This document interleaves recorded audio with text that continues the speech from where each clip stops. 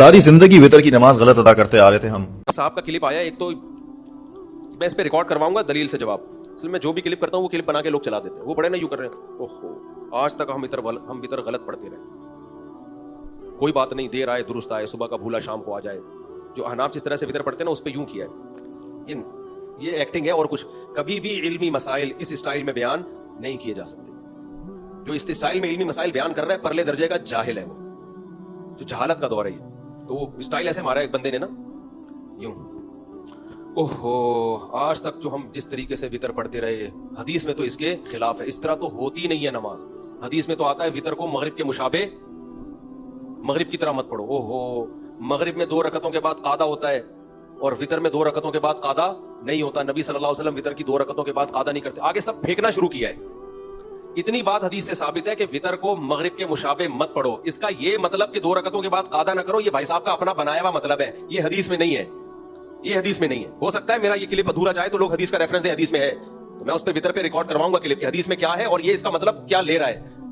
تو آپ کو پھر بھی اگر اختلاف ہے تو آپ تمیز سے جیسے علماء بیان کرتے بتا دو. یہ ایکٹنگ کرنے کی کیا ضرورت ہے آپ کو پبلک کے سامنے؟ ایسے ایکٹنگ کر رہے ہیں. اوہو آج تک جو ہم جس طریقے سے وتر پڑھتے رہے، آج پتہ چلا وہ وتر تو ہمارے ہو ہی نہیں رہے. پھر لوگ میرے پاس میسج بھیج رہے ہیں، مفتی صاحب ہمارے تو وتر ساری زندگی کے برباد ہو گئے.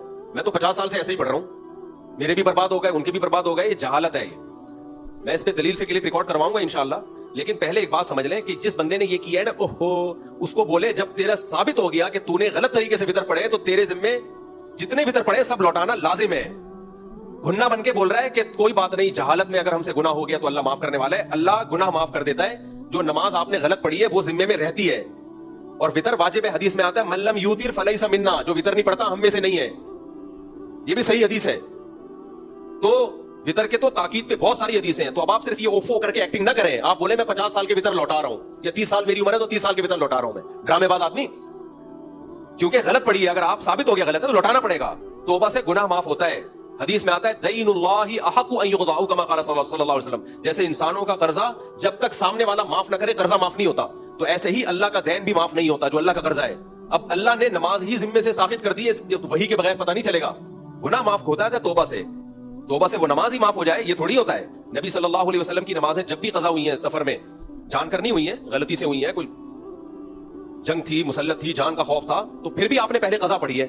آپ نے یہ تھوڑی فرمایا یہ تو ہماری غلطی سے نہیں، یہ تو مجبوری میں نماز قضا ہوئی ہے، بھولے سے قضا ہوئی ہے، آنکھ نہیں کھلی اس لیے قضا ہوئی ہے تو اب اللہ معاف کرنے والے ہم توبہ استغفار کر لیتے ہیں. نہ نبی کی سفر میں آنکھ نہیں کھلی تھی، فجر قضا ہو گئی، آپ نے قضا پہلے پڑھی ہے.